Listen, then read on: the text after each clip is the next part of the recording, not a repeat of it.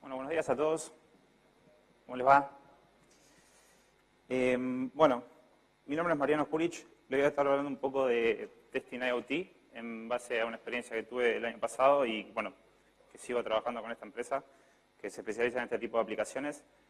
Antes que nada, les quiero aclarar que esto no es la verdad absoluta, sino es mi punto de vista, mi perspectiva desde lo que yo experimenté.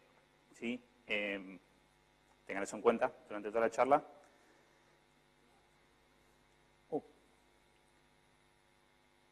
Primero me voy a presentar. Mi nombre es Mariano Jurich, tengo 29 años, soy jugador de pádel, me gusta mucho jugar al pádel, me gustan mucho los perros salchichas, me gusta mucho cocinar también y soy certificado ISTQB. Acá tienen para ver mis perros y mi novia, creo que esto me identifica bastante a mí. Pancho, Bartola y Brenda, unos fenómenos los tres. Trabajo en Making Sense, también Making Sense es una empresa de desarrollo de software que tiene oficinas en varias partes del mundo, sí, se especializa mucho en lo que es experiencia de usuario.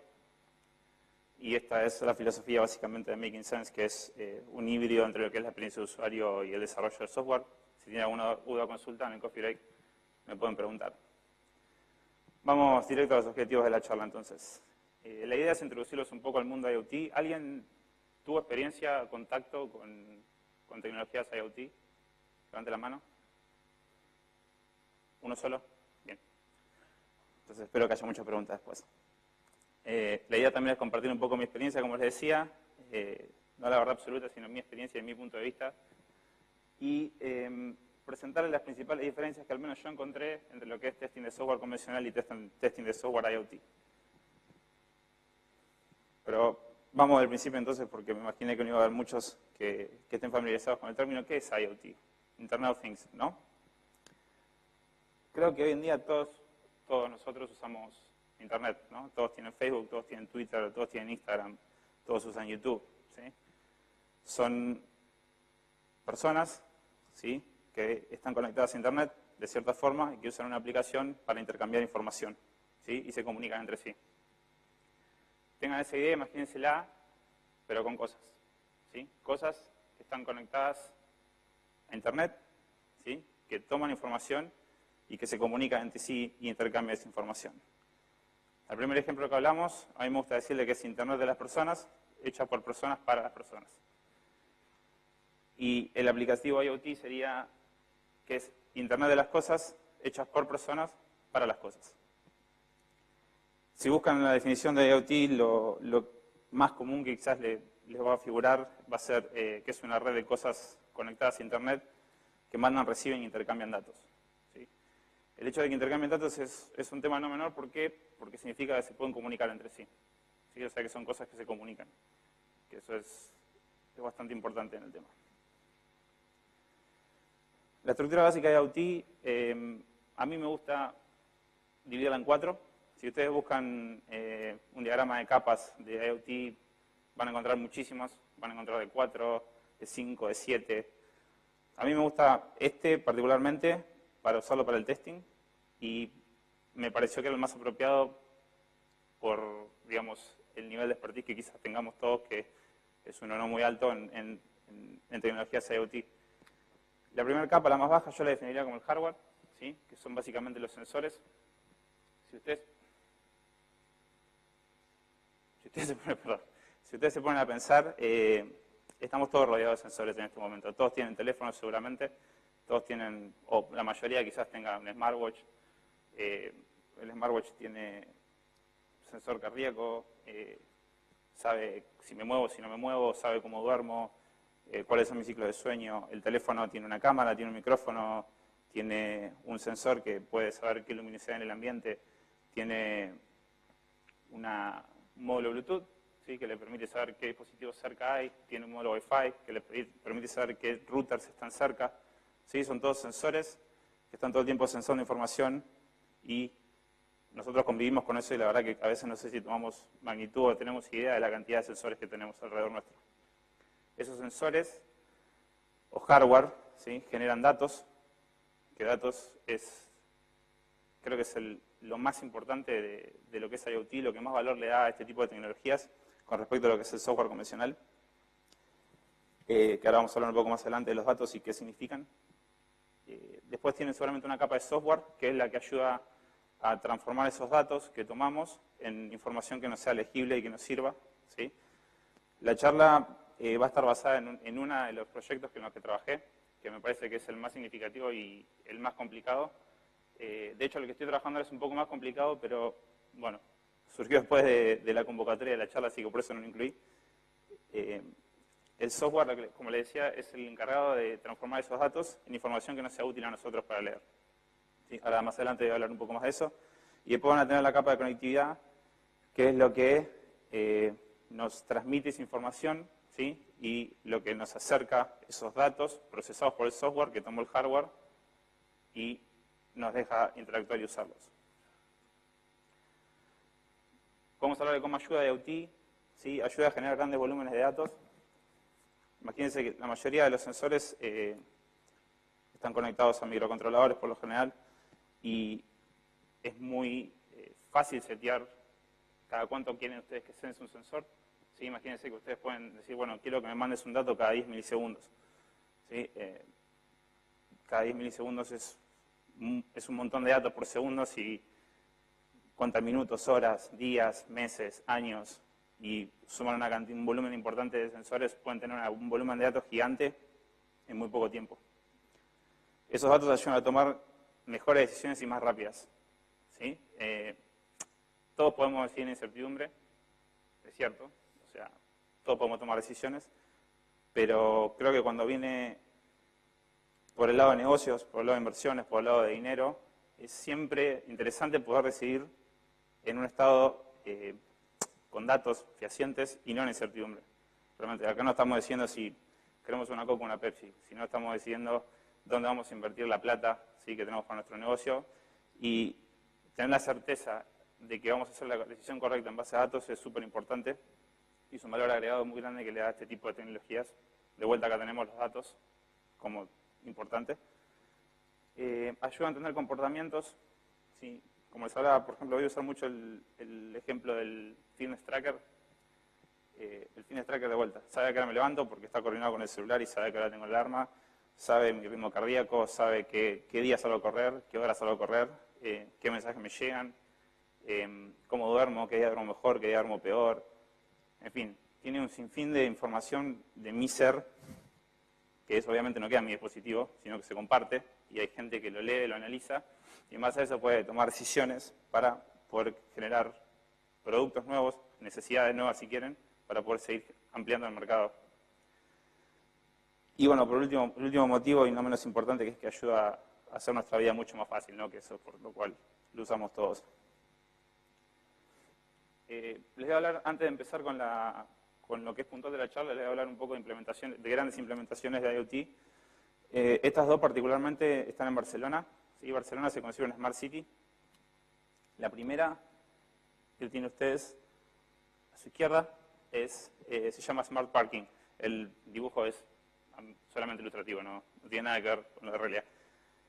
Smart Parking es básicamente un sistema IoT que lo que hace son sensores que sensan posiciones de estacionamiento, ¿no? Entonces, eso intercambia información, se publica en Internet e interactúa con una aplicación que las personas pueden saber si hay lugar para estacionar en el centro y dónde, antes de llegar. Entonces, eso les evita tener que estar dando vueltas. No sé cómo será acá en Uruguay el tema, pero en Buenos Aires es bastante complicado el tema de conseguir estacionamiento, entonces esto sería buenísimo saber a dónde tenés que ir directamente para conseguir un lugar de estacionamiento. Esto se implementó y le representó en el primer año un incremento en el ingreso por estacionamiento medido de 50.000 euros al año. Después, otro ejemplo son los Smart Lights, se llaman. Como pueden ver, ahí hay varias luces, algunas están más tenues que otras. La idea de este sistema es solamente encender las luces cuando sea necesario, ¿sí? En base a la luminosidad, en base al tránsito de personas, ¿sí? O sea, no todas las noches son iguales, algunas noches son más luminosas, otras menos luminosas, y por algunos lados pasan más personas, otros lados pasan menos personas. Entonces, en base a esos dos parámetros, se encienden las luces con cierta intensidad y esto les representó un ahorro de energía de 37.000 euros al año, que también es un número bastante importante. Y ahora vamos a empezar un poco con lo interesante, ya no los aburro más con esto. Vamos un poco al background de la charla. El año pasado vino uno de los clientes, que es cliente de la empresa para la que trabajo, vino con una idea media loca, media disruptiva, y querían poder ver desde su celular en tiempo real el stock que tenían en sus locales, en sus grocery stores. Son como mercaditos chiquititos en Estados Unidos, no son supermercados, sino son mercados más chicos. Esa era la premisa, saber en tiempo real qué stock tengo en mi supermercado de cada uno de los productos. Más que interesante, ¿no? Me pareció súper interesante a mí y estuve, por suerte, desde el principio con esto. Y acá les voy a empezar a mostrar un poco de imágenes de lo que fue. Esto es en Chicago. Tuve la suerte de viajar el año pasado para trabajar con ellos porque a distancia se complicaba bastante por el tema del hardware y demás. Eso es el primer banco de prueba que tuvimos de los sensores. Que, por cierto, si a alguno le interesa, después en el coffee break me pueden venir a pedir. Les traje acá un par de juguetes para que vean. ¿Sí? Tengo sensores, tengo los gateways que usábamos, tengo piezas impresas en impresoras 3D que se hizo toda medida para el proyecto. Si alguno tiene dudas o quiere verlo más de cerca, me avisa después, no hay problema. Ese fue el primer banco de prueba de los sensores para empezar a instalarles el firmware. O sea, los sensores fueron hechos a medida 100%. Eran sensores, se llaman TOF, Time of Flight, que lo que hace es disparar un haz de luz y mide el tiempo que tarda en rebotar el haz de luz en el objetivo y volver. ¿Sí? En base a eso, en base a la calibración que tenga, determina la distancia que hay. Esta fue la primera instalación de sensores, fíjense que bastante precaria. Eran todo, más que nada, prueba y error para ver cómo podía llegar a funcionar. Bueno, esa es una foto de uno de los sensores. Ahí se ve la parte de allá abajo es la parte de conectores y el módulo ese grande es el módulo Bluetooth, que es el por el cual se hacía broadcasting de las señales. Esto es como se ven un grupo de sensores, los readings de un grupo de sensores a lo largo de una hora. Fíjense que tienen 84.000 datos generados y bueno, después tienen desviaciones estándar, que era dato que usamos no importa, que era para el testing, pero fíjense que se podían generar un volumen altísimo de sensores, de lecturas en un tiempo muy corto. Esto fue la primera mesa de calibración que tuvimos. Sí, obviamente esto no se hace más así, pero fue uno de los factores que tuvimos, uno de los principales problemas que tuvieron en la aplicación que hubo que solucionar. Ahora, después a lo largo de la charla voy a hablar de varios. Básicamente de esa forma se calibra el sensor. Imagínense que obviamente calibrándola así, las lecturas en un grupo de sensores es muy difícil que sean consistentes. Así que esto después pasó a ser parte del sistema de manufacturación de sensores. Esto ya es más llevado a la puesta en producción, un testeo previo. Esos son las góndolas o los trays, le dicen ellos, que son esos brazos que ustedes ponen los productos y tienen el pusher atrás que empuja para adelante con un resorte. Entonces cuando sacan el primero de adelante, empuja y van todos los productos para adelante. Es de ese tipo, así funciona. Los sensores estaban del lado de atrás. ¿Sí? ¿Tengo láser? Sí, perfecto. Estos son los sensores, ¿sí? Y el haz de luz pegado en este target, se le dice. Y bueno, medía cuánto tarda en ir y volver, y en base a eso medía esta distancia. Como pueden ver, es datos, sí, es una medición, pero fácilmente nos podemos dar cuenta que cuanto más larga sea la distancia, menos producto va a haber. ¿Sí? Porque esa es una simple apreciación. Y eso habla de cómo traducimos los datos en información que no sea útil. ¿Sí? Más distancia, menos productos. Menor distancia, más productos. Fíjense que acá los cables ya son más, son cables aislados, son con uniones mucho más trabajadas, no son más con cinta aisladora como lo había hecho yo al principio. Pero tengan en cuenta que, bueno, este era el sistema, ¿sí? Esto se llena de productos, se empuja para atrás y a medida que se van sacando los productos, esto se empuja para adelante. Y nosotros lo que medimos es esta distancia, siempre, para calcular el stock. Esta es la arquitectura del sistema. Básicamente tenés sensores ¿sí? Que están hechos a medida, que tienen un firmware, que lo que hacen es, mediante un protocolo de Bluetooth, también hecho a medida, ¿sí? Que esto está hecho para optimizar el consumo de datos e información. Hacía broadcasting y había un gateway, que es un Raspberry Pi, que también tengo ahí algunos si lo quiere ver.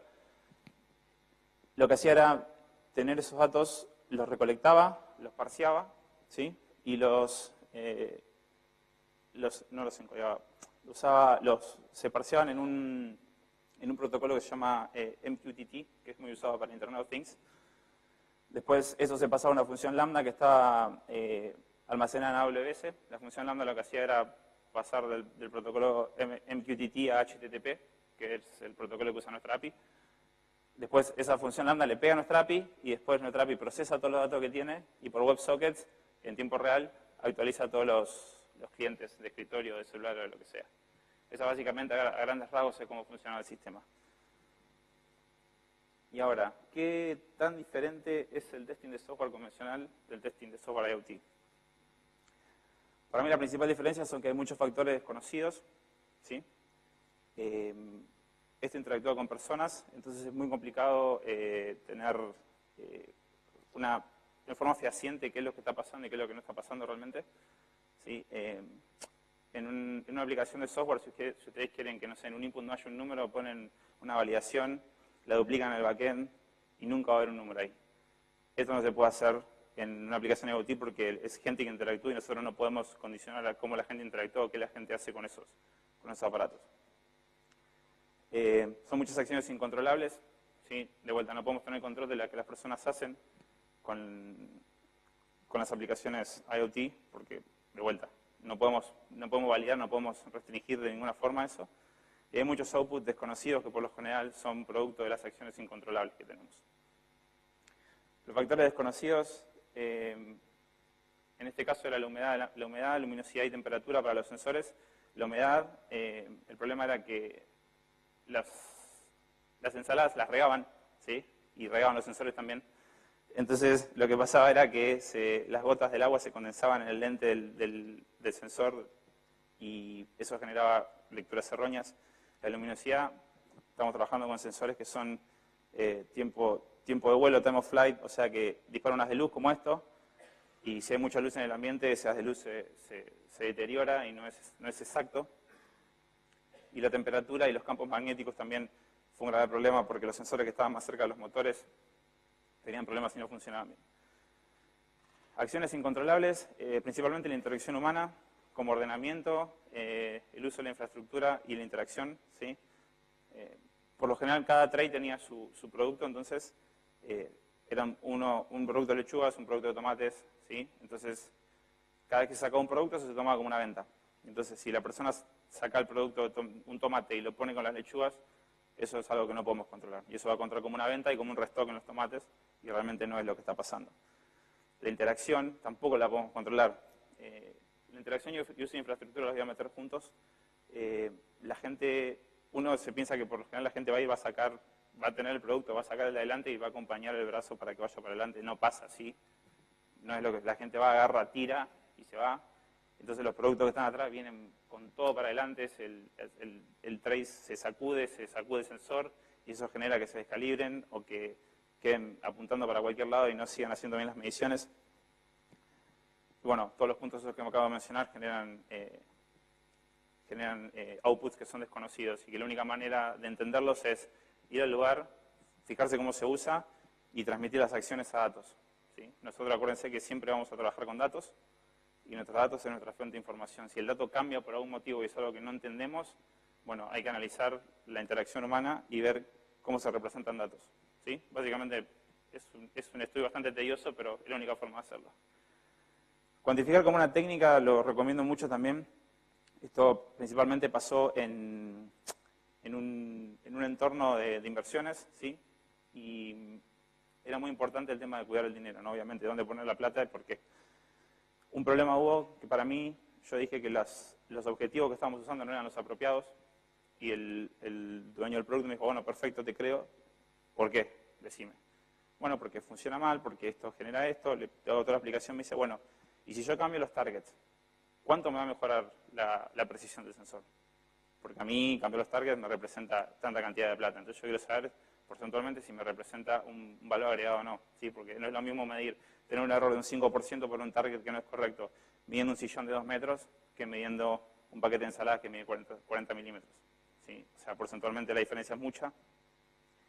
Y cuantificar fue la única forma que encontré para poder justificar mis conjeturas, digamos, con números. Era la única forma, porque no hay forma visible de hacerlo, ¿no? Sino solamente con el análisis de los datos. Vamos rápido con unos consejos útiles y unos tips. Les recomiendo que se aseguren de que conocen los componentes y los elementos que interactúan dentro del sistema. Como vieron en el gráfico de infraestructura, eran muchas diferentes instancias funcionando todas juntas y el output de una instancia es la entrada de otra. Entonces, ya si tenemos un error en la primera, es posible que se arrastre durante todas las otras capas. ¿Sí? Esto ayuda en parte a generar una mejor documentación y está un poco ligado al punto 2, que es analizar los componentes en forma aislada, que ayuda a hacer el troubleshooting y a entender qué es lo que está fallando. ¿Sí? Es muy importante saber qué output tiene cada sección, qué output tienen los sensores, qué salida tienen los sensores, qué output tiene el gateway, qué salida tiene el gateway, qué input tiene la función lambda, qué salida tiene la función lambda, qué input tiene nuestra API, qué salida tiene nuestra API. Es muy importante tenerlo muy claro al tema para hacer troubleshooting y también para hacer testing, no propiamente dicho. Si bien se puede tratar como testing de caja negra si quieren y mover un producto allá y ver en la computadora cómo se refleja, en el medio pasa tantas cosas que sería medio ilógico hacer solamente testing de caja negra sin tener un entendimiento real de lo que está pasando por dentro, porque son muchos protocolos, mucha lógica y muchas interacciones que hay que tener en cuenta. Y bueno, y esta es una similitud quizás que sería ideal tener un ambiente de prueba lo más similar posible al mundo real. Eso creo que no varía mucho de lo que es testing de software. Familiarizarte con el ambiente del mundo real. Esto es lo que le decía de entender cómo funciona, cómo la gente lo usa. ¿Sí? Si alguna vez les toca probar una aplicación de este tipo, vayan al lugar, vean cómo la gente lo usa, interactúen, pregunten, miren. Es fundamental entender cómo lo van a usar porque ustedes no son los únicos usuarios posibles y la forma en la que ustedes lo usan no es la forma que el resto de las personas lo puede llegar a usar. Entonces, si se basan solamente en su forma de uso de un dispositivo o de un aparato, quizás se estén perdiendo muchos otros escenarios que tienen que tener en cuenta a la hora de testear y escribir casos de prueba. Dividir los roles de testing como una buena estrategia. Esto se traduce a que, por ejemplo, a la hora de testear los sensores, más allá de testear todo lo que es la parte de datos, temas como choques eléctricos de los sensores, campos magnéticos, luminosidad, todas esas cosas se me escapaban de la mano porque primero no tenía información suficiente como para testearlo y no tenía el hardware tampoco para hacerlo. Entonces, tercerizamos el testing de los sensores y fue una buena estrategia porque la verdad que hubiésemos perdido mucho tiempo y no sé si hubiésemos llegado a un resultado que realmente nos hubiese servido para algo, realmente hubiese sido creo que una pérdida de tiempo. Y analizar y priorizar efectos secundarios antes de cada implementación. Tiene que tener muy en cuenta que, de vuelta, son datos y los datos significan lo que nosotros queramos que signifiquen. Entonces, si nosotros no hacemos un buen análisis y no tenemos en cuenta antes de cada implementación a qué estamos traduciendo los datos, puede ser que metamos errores, ¿sí? O que empecemos a tener datos que no tienen sentido. Esto pasó 2 veces y se previnieron 2 grandes macanas, le diría, de implementación, que por este análisis previo que se hizo, se evitó que todo esto fuese a producción. Y para terminar, el futuro de IoT, bastante rápido lo digo, para mí obviamente va a seguir creciendo, cada vez es más y más, esta empresa para la que trabajo cada vez tiene más proyectos, más interesantes, más desafiantes. Un tema muy importante a tener en cuenta para el futuro, que espero que se mejore, es el tema del testing de seguridad de IoT. Sí, es algo que no está muy desarrollado y que es bastante complejo. No me tocó hacerlo por suerte porque no sé si hubiese podido, pero es un tema que espero que se mejore. Nos damos cuenta que va a seguir creciendo ahora ISQI. ¿Todos saben qué es ISQI? El International Software Quality Institute. ¿Cómo? Bueno, está como sponsor, chicos. Muy mal, no escucharon. Ahora está sacando una certificación en Testing IoT también. Eso denota que es algo que evidentemente vino para quedarse. Así que si alguno está interesado en eso, tienen los sponsors afuera para preguntar.